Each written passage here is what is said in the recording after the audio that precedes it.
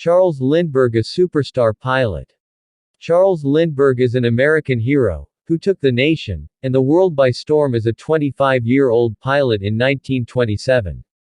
That was the year Lindbergh flew from New York City to Paris across the Atlantic Ocean solo. Aviation technology was not very advanced during the time period. Lindbergh's plane, the Spirit of St. Louis, was believed by many to be simply too small to make the solo flight across the Great Atlantic.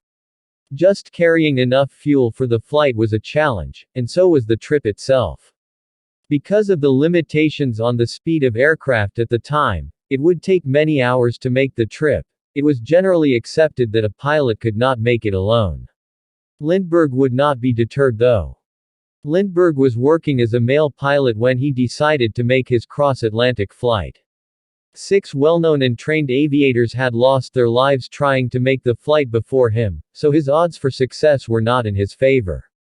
On the morning of May 20, 1927, Lindbergh launched his small plane from Roosevelt Field in New York, and determined to reach Paris. The flight was an international event as Lindbergh's progress was reported by report stations throughout his flight. Lindbergh faced many dangers and challenges during his flight, including foul weather, and flying blind through thick fog. He also had to fight his fatigue during the nearly 54-hour flight.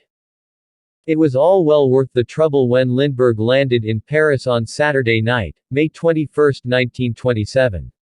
More than 150,000 French citizens had gathered to join the celebration of his historic flight. Lindbergh had become an international superstar literally overnight.